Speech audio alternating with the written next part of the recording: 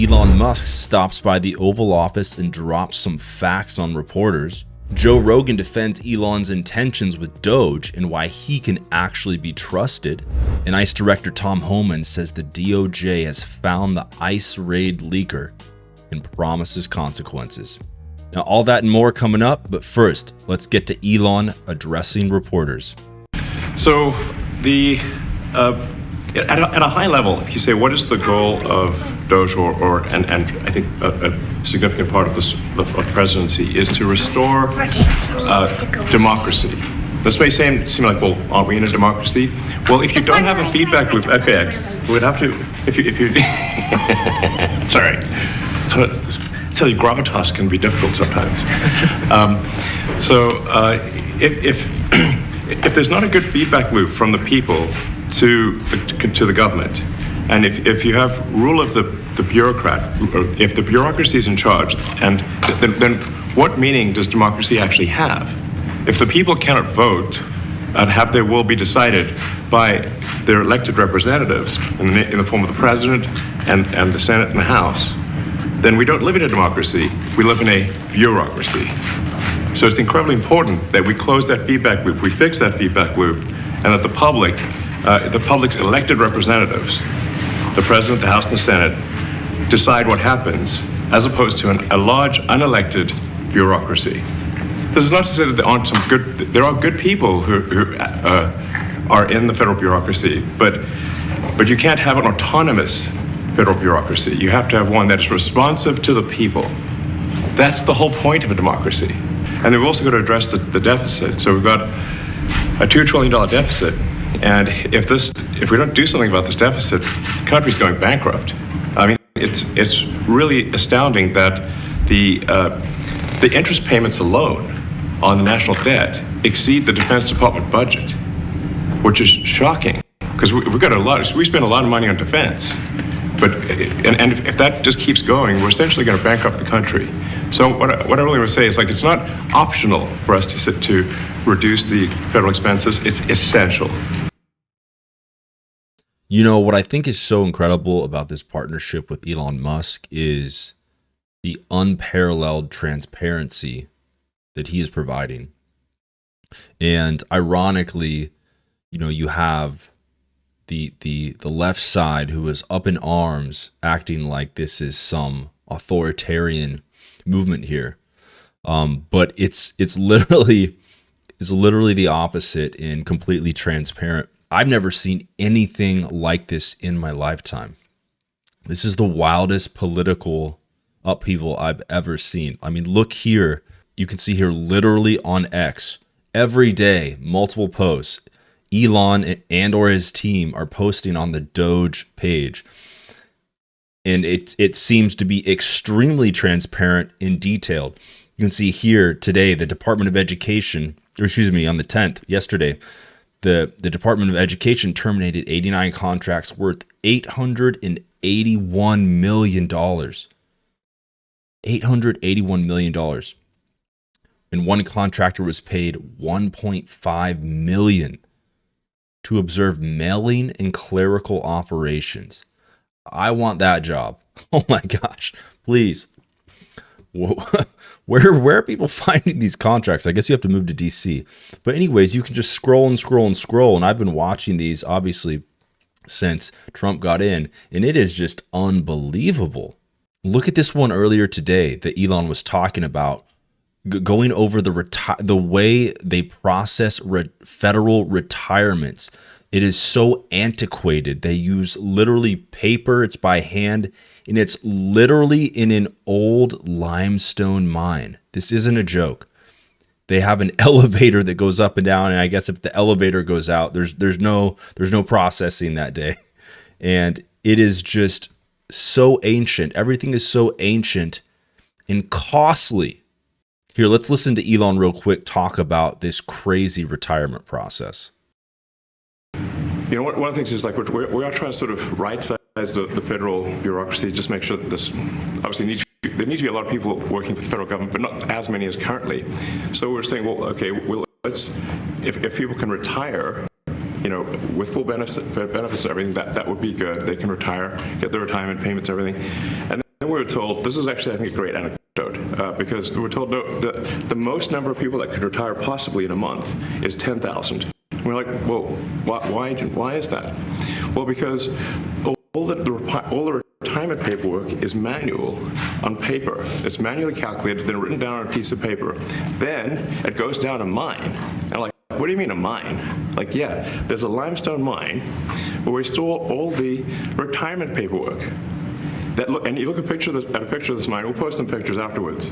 And this mine looks like something out of the 50s because it was started in 1955. So it looks like it's like a time warp. And then the speed, the limiting factor is the speed at which the mine shaft elevator can move determines how many people can retire from the federal government. And the elevator breaks down sometimes, and then nobody can retire. Doesn't that sound crazy? There's like 1,000 people that work on this.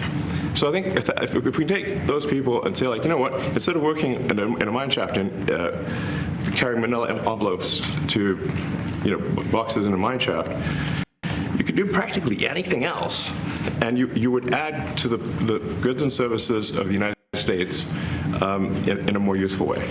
It's really incredible to see how the left twists every single thing that Trump or his administration does. And the people like Mark Cuban, who have been on a crusade against Trump and Elon, even with this topic of DOGE, look at what Mark Cuban said here in 2017. As a libertarian, I think we can reduce employment in government by at least a third, reduce the overhead and administration by that much or more, so that we can offer more to services for our citizens.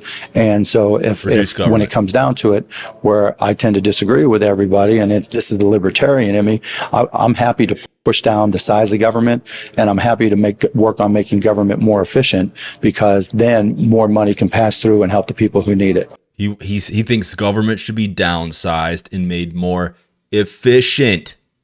Department of Government Efficiency. So even Mark Cuban had the right idea, and of course, for his own reasons, completely flipped and thinks the opposite now. Now, not everybody is obviously against Mr. Elon Musk, and some see through the insanity that is being pushed out there. And one of those people, love him or hate him, is Mr. Joe Rogan. And in this next clip, you're going to hear his opinion on Elon's character and why you really likely should not worry about this extremely rich super billionaire, super billionaire, the richest man on the planet, wanting to steal your money, steal your identity, and steal your money. Fucking man. And then this other thing about Elon. Elon's going to steal everybody's money. He has $400 billion. I'm telling you, he's not going to steal your money. Oh. I'm telling you, that's not what he's doing. What he's doing is he's a super genius that's been fucked with. Okay? And when you've been fucked with by these nitwits that hide behind three-letter agencies, and you're dealing with one of the smartest people alive, and he helps Donald Trump get into office, and he goes, I want to find out what kind of corruption is really around. Well, you fucked up. You fucked up and picked the wrong psychopath on the spectrum, because he's going to hunt you down. He's going to find out what's going on. And that's good. That's good for everybody. That's how you should be looking at this. Like, wow, we have a brilliant mind that is examining these really fucking corrupt and goofy systems.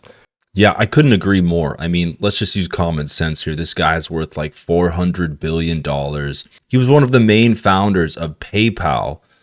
He had complete control and access to hundreds of millions of financial data, and obviously never took advantage of that and did anything nefarious. Elon is doing this because he's extremely concerned about the financial solvency of the United States. The United States financial system is in great peril, where we are in more than 36 trillion in debt. It's completely unsustainable, and it's going to blow up at some point. And the only way, obviously, to fix this is to reduce the debt we have. Obviously, we do need growth with that, but we need to reduce the debt or there's zero chance. In these lifelong corrupt politicians just do not want the status quo changed. Okay, now moving on to our news about the ICE director, Tom Homan, and the apparent leaker he has found. There was a leaker who was basically providing information for certain areas that were going to be raided by ICE. And these leaks really messed up the operation to go in and work on deportations of these criminals. And in this next clip, you'll hear Tom Homan, the ICE director, discuss how they apparently have found the leaker who works for the FBI and says they are getting big consequences. We're talking job loss, pension going bye-bye, and for sure going to jail. Let's check it out. And we know the first leak of Aurora is under current investigation. We think we identified that person under investigation right now. The California leak, Secretary Noem, she's correct. Some of the information we're receiving tends to lead toward the FBI. But I talked to the Deputy Attorney General all this weekend. They've opened up a criminal investigation, and they have promised that not only this person lose their job and lose their pension, they're going to go to jail. They're going to criminally prosecute. So we're all over it. We got the DHS IG investigating the first one. Have a pretty good idea what happened. Can't share a lot because it's under investigation, but the IG's opened up a criminal investigation on the second one. We're sending a strong message. It's just not, giving the bad guys a heads up so they can escape apprehension. Right? We're arresting, giving, the Venezuela gang a heads up so we can't arrest them. You're putting officers' lives at risk. It's only a matter of time if we walk into a place where there's going to be a bad guy doesn't care. He's going to be sitting and wait for the officers to show up and ambush him. This is not a game. So DHS and DOJ are connected at hip to hold these people responsible in a criminal fashion. I really can't agree more with him. If you think about being an ICE officer, showing up to one of these situations, and if there's a leak that has gone on, you have no idea. Some of these people that have come in are serious criminals from gangs from these other countries. I can only imagine that they could easily, like he's saying, be ambushed, and it could be it could be a massacre. It could be a very serious, horrible situation, and a leak like that is really just completely unacceptable and just unnecessary. Whatever side you're on, these folks did enter our country illegally. That's all there is to it. And if you don't have any rule of law, this is just anarchy. And if I entered a different country illegally without permission, even outside of the United States, if I went into Mexico, I would understand that I would have to face the consequences. You definitely have to feel for these ICE agents and these folks that are just doing their job. If someone's leaked information like that, it can create an extremely dangerous situation for these officers. And that's not a joke. I mean, these are parents, brothers, sisters, husbands, wives who are going into a very serious situation. And if a leaker provides them this info, they can be armed and ready to ambush, and that's extremely scary. All right, folks, well, thanks for tuning in. Do me a favor and hit that like button, subscribe button, and I'll see you next time.